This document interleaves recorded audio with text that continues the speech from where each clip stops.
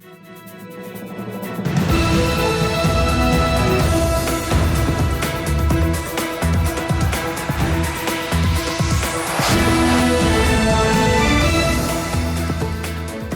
good evening. This is TV7 Israel News, broadcast to you from Jerusalem. And in today's top stories, Jerusalem tells the Biden administration that the war versus Hamas will not end until it's annihilated.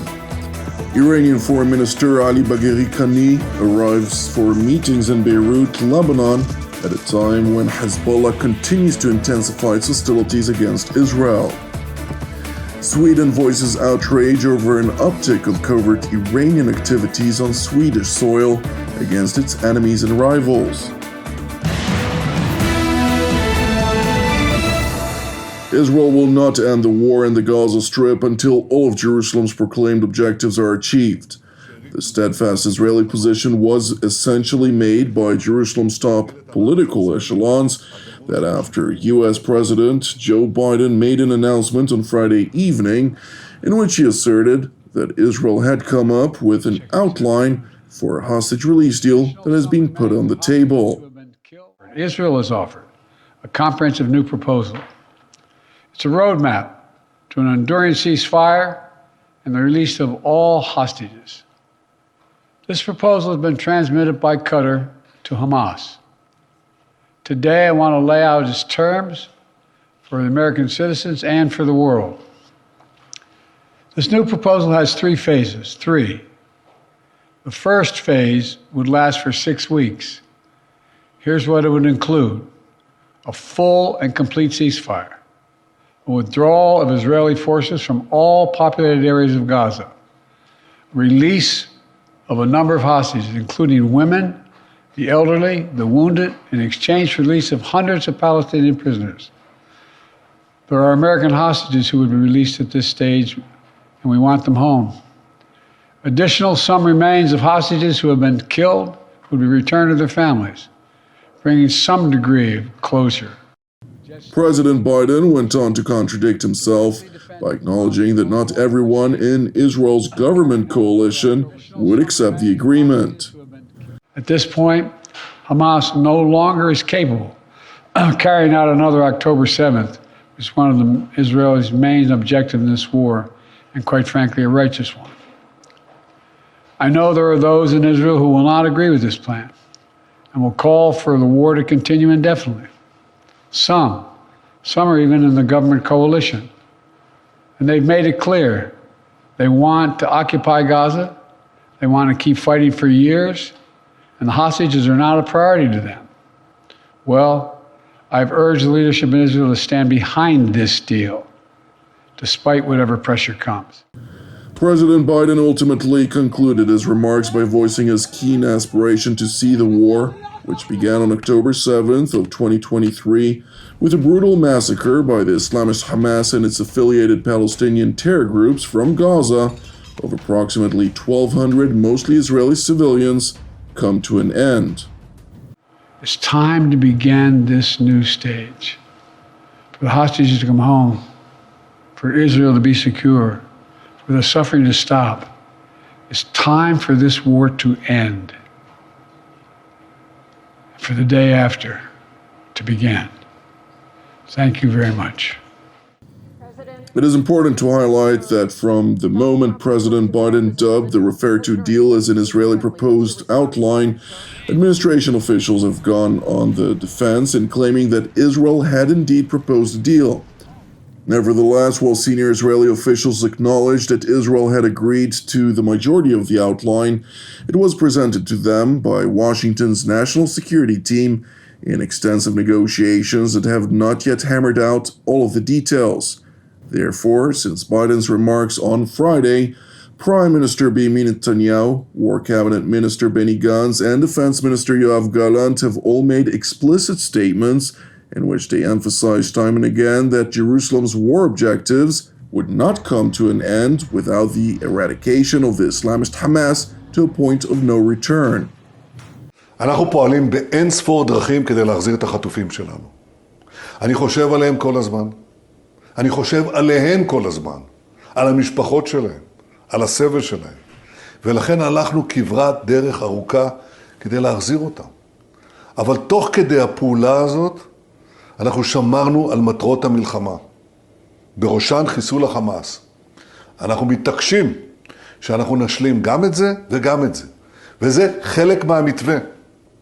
זה לא משהו שאני מוסיף עכשיו. זה לא משהו שאני מוסיף כי לחצו עליי בקואליציה. זה משהו שסיכמנו עליו בקבינט המלחמה פה אחד. Netanyahu's remarks were also relayed by Israeli Defense Minister Yoav Gallant to U.S. Secretary of State Antony Blinken in a phone conversation overnight.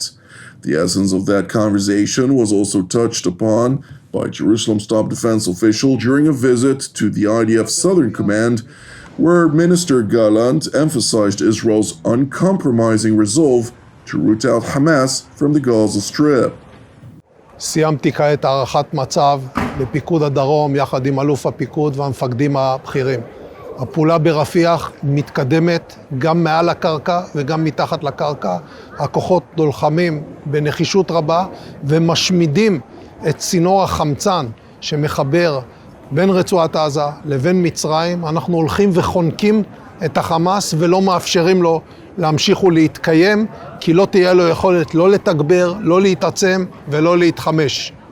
במקביל לפעולה הצבאית החשובה הזאת, מערכת הביטחון, תחת הנחייתי, מכינה את החלופה השלטונית לחמאס, כאשר אנחנו נבודד אזורים, נוציא מתוכם את אנשי החמאס ונכניס אליהם כוחות אחרים אשר יאפשרו שלטון אחר שגם מאיים על החמאס. שתי הפעולות האלה, מצד אחד פעולה צבאית ומהצד השני יכולת של החלפת שלטון, יביאו להשגת שתי המטרות החשובות שלנו במלחמה הזאת. מיטוט שלטון החמאס וכוחו הצבאי והחזרת החטופים. Defense Minister Gallant went on to re-emphasize, for the sake of those who fail to comprehend, Israel's unwavering stance. בכל שלב, בכל תהליך סיום של המלחמה, לא נקבל את שלטון החמאס כשלטון בעזה.